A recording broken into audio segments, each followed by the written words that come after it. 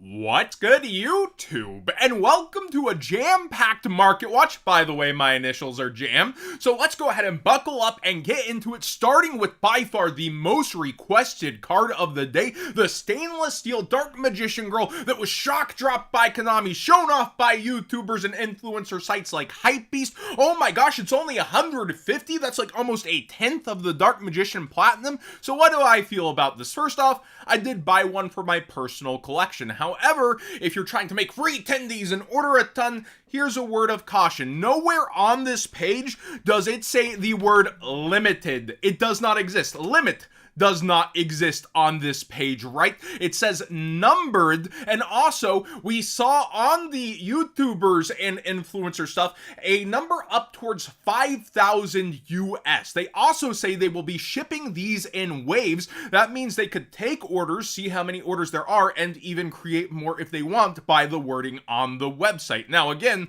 it is way better of a price for barrier of entry on a really nice looking card, so I don't want to dissuade you from getting your own if you want. I don't think it'll be coming down in price necessarily from this ever, but the question is, how many are available? How long? How many did they take to San Diego Comic-Con? And in what numbered fashion do the ones over there exist? I ordered within an hour and I was 1,600 something. So I have trouble kind of believing it's been up this long and not even sold out through the 5,000 mark. Like, I feel like it should be over that if it's still up, but we don't know any of those numbers and they're not saying the limits on it. So if you're trying to go in deep, good luck with that one, in my opinion. There's also the EU release. There's the Latin America, South America, all those areas also get an independent release. There could be 15K of these, there could be 11, there could be 7. We just don't know the initial number, and if they plan to print more within the wording on Wave. Sometimes I'm a Yu-Gi-Oh player that reads on terms and services. With info, it has been going up on the cards, but down in price for the sealed. That is interesting, isn't it? Vendors did get home, they listed more of the sealed, despite a lot of the cards kind of fluctuating inside. Fiendsmith Engraver is above triple digit very solidly now. It started out at that 95, 98 where it was trying to get that traction, then right under the 100 mark, and now it is above 100 really solidly going into this regional season. Again, no off season, so it is around 105. We do have 101 from a top rated seller here, but again, if you're looking at play sets, you're going into 105 range immediately with this card, which is why it is starting to get a market price around there, $106. We also see a lot of quarter century secret rares from the set. Low quantities are selling out. We have a stellar white forest here, 8 listings up in price. LZ is actually 13 listings, even though it's a little underpriced for the ones you can grab. We do see the Silo Hat Rabbit going up in quantities and back down in price a little, but not by much. And then we do see the Exodia, 7 listings at this point. That hype moment. You also have the Yugi versus Grandpa duel, and Grandpa wins spoilers with an Exodia deck. And you've seen a lot of those prices end up going up. The Mole Charmy continues to fall out after its WCQ hype buyout. Again, that next Mole Charmy is looming in the distance, but there is a regional season right now that will be played for several months, and of course no reprint on the horizon for it. Mimighoul is just so loved. I always call it the Mimic deck if you're wondering specifically what I am referencing. But Mimighoul just seems really loved by the player base. It's interesting what a cult following it's got, and expected for more support, being a world premiere archetype over here. The Ankh is interestingly not as bought into, that does play with the Exodia stuff, but you can play the engine without this, is a discussion I have had, and it is interesting how you can actually omit this and the vanilla brick pieces and just play the rest of it. So not necessarily needed, but I would think for the Exodia version is what you would be going for. But yeah, the Ankh, not the most gone in on. By the way, I believe the sneak peek one is mislisted as a secret rare. It's clearly Ultra in the picture also. Magicians of Bond and Unity has its cycled in buyout for the Legacy of Destruction version. Look at the 7 listings here. It just feels like when another set's come out, people have rested for a while, they end up buying this card out to try to push it on up, and most of them fall back into the 60s to despite the low quantity listings, but revolving buyouts on this have continued to happen, which is why I actually want to backtrack here to the quarter century Pride Dragon of Pride and Soul. It is pretty much getting no attention in terms of like a market presence and is under $50. Now there's more of them to collect together, but this is a representation of Blue Eyes, not Blue Eyes by name, and this is a representation of Dark Magician. So as that goes down, people might be eyeing it to try to create moments like this, and the winning position would be to be listed a little bit higher as a buyout happens versus the prices now. But you're questioning if that will happen. That's heavy speculation on trends for a card that had multiple in line to collect. But I've had a lot of people actually ask me what I think about this card, and under 50 doesn't seem too bad. But again, there's a lot of risk involved, even if it's quarter century secret rare only as a collectible, that they could just reprint it down the line at some point. And even if they don't, with that 25th theming going on, like, yeah, it could age well over time, but it's just not Blue Eyes by name, and this just isn't Dark Magician and Dark Magician Girl by name. It's modern representation. You already have that actually for a Dark Magician card in the Illusion stuff with both a Magician and Magician Girl. Samurai Destroyer was super hype at the WCQ. I've accidentally left it out until now. It was all the way up towards 15 lowest, and now it's around 10 lowest as people find their copies in bulk. So be aware, this is pretty darn good against Yubel. Kind of reminds me of Chaos Blader just a bit in terms of Sword Soul finding that card, implementing it, and it's come down over time. So maybe a bit of a penny stock to start looking at for its holographics. The secret rare back under 5 if you've been holding off using that TCG player. Link in the description down below, costing you nothing extra to support the channel directly for the cards you'd already be buying.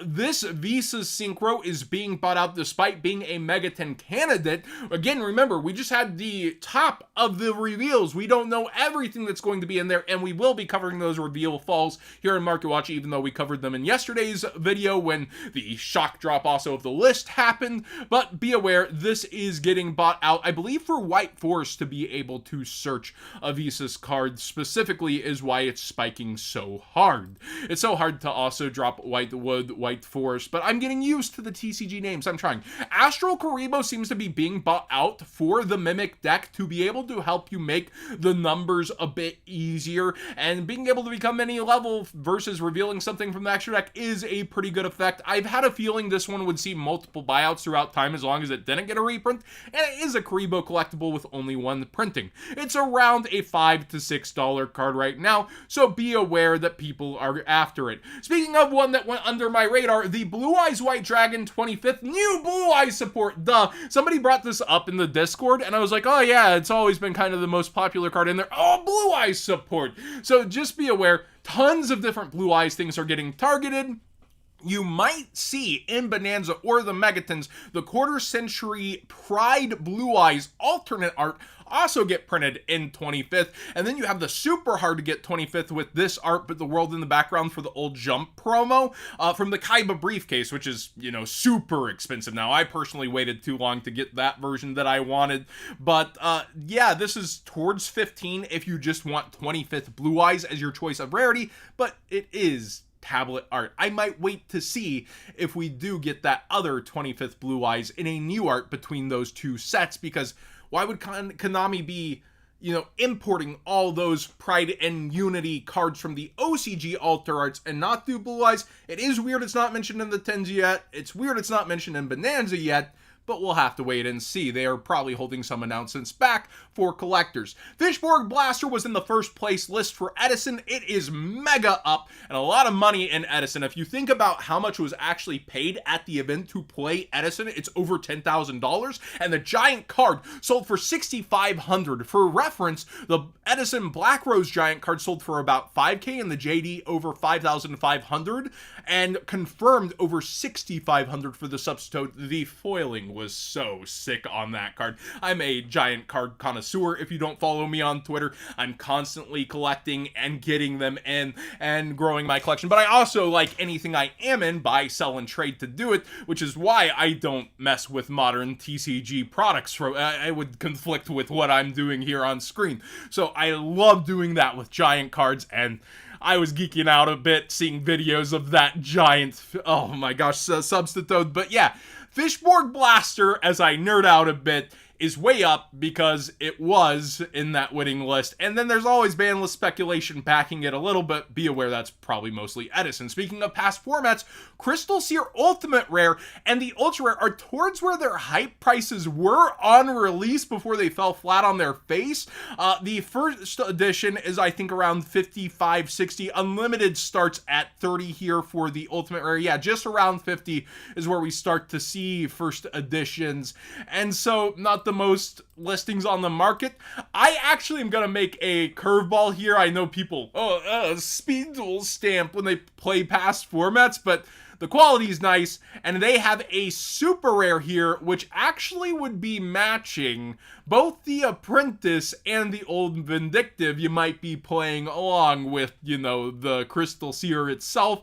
So do be aware there is another holo that people are sleeping on, but there are not the most quantities. The ultra rare is also on buyout mode. I think it's towards like $6, so it's not like as crazy as the ultimate rare where it's gone back towards old price. This would be towards 30 then, also like the unlimited ulti tried to be for a little bit. But yeah, first edition ultras towards 5, 6 if you want the ultra version and that old school look to it. There it is. Also, Glow Up Bulb is $1 even for its structure deck version and has been going up, but other versions are coming down, so it's kind of mixed, right? Like the secret rare is also down over time according to this, but then when you look at the actual listings, it's at a little bit of a buyout. It's very interesting past formats and their interactions with the market, because we're about to get some record sales. Caius the Shadow Monarch. I know I'm stumbling. I'm geeking out because this is all very exciting, how people are really reacting to an alternate format in Yu-Gi-Oh! And the money is actually showing that. It is past the average max C sale here for a couple sales, where they were $650 towards their higher end during banless seasons, and they would get bought out. $680 into this hype. Then somebody got one for $500. Then this is definitely not a real sale at $2. But look at this. The lowest listed is now towards $1,000. It might be time to finally sell my misprint version I've had in my collection for a while. But be aware, people really are buying into these. These are recent sales and sales rates all through July, and people really believe in these formats. Maxi, for example, has actually fallen out over time, and you can get this in English for around $420, and there's that new secret rare print finally on the horizon for an easy access version. That shouldn't affect the ulti too much. The ulti still gets played in past formats, but that banless copium drawing max COVID pricing towards $650 has definitely fallen over time, thanks to whales leaving, rarity collection being around. Whereas Caius, it could get a 25th, and I don't think it would shake this version all too much, but maybe it very well could. Keep in mind, Bonanza, that's a lot of cards going in there. Heavy Storm went off the Master Duel ban list, and we're already seeing buyouts like the Retro Pack Rare. Retro Pack's always easy to target and make move, but be aware people are going in on tons of different versions of Heavy Storm, having seen that in anticipation. So, I mentioned already that we have 10 reveals. If you missed that video, I'm gonna just run right over these real quick for what's happening. SP Little Knight's graph is already updated, and yeah, anything reprinted is tanking in price for the most part. Look at this. It is under $60 solidly, and people are going, I don't know about that, but I guess 60. I personally would be staying away. I would not be touching these cards unless you have events you have to play in. I would be selling them immediately after, because versions like this that don't have a high rarity ceiling to them, even if they were ultra rare only in the 10, like, I feel that, like, you would just want access to this version and it's still gonna come down a good amount. Like, let's say it was ultra only. I see this being 30 to 35 probably at best for a while, maybe hikes back up until another reprint where Konami cashes in. But yeah, be aware that these going down, I would not buy into them unless you have events you gotta play in and you're like, okay, and you end up buying. You can see the drop-offs on the graphs begin, and look at this, way under that graph. The lowest listings are 35 on Quim, you have Chaos Angel here towards 29, and Triple Tactic Thrust falling probably the least.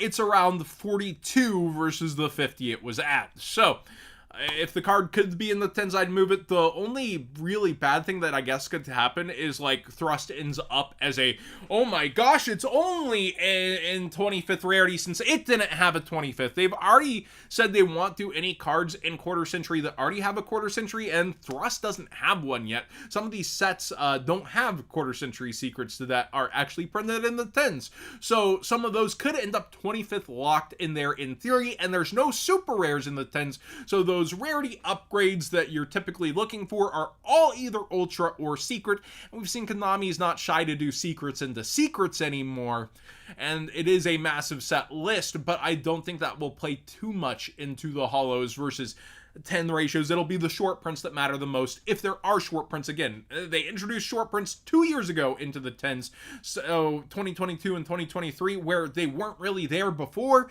Maybe Konami will actually catch on. They're bad for the 10s, but that's some hopium copium speculation. Thanks for watching today's Market Watch. Please subscribe if you haven't already. Give this video a thumbs up if you enjoy my rants into things. Sometimes I get ahead of myself a little, like when I am truly excited for moments in the market, but I'm here all this time, and there's still things that throw me for a curveball here and there.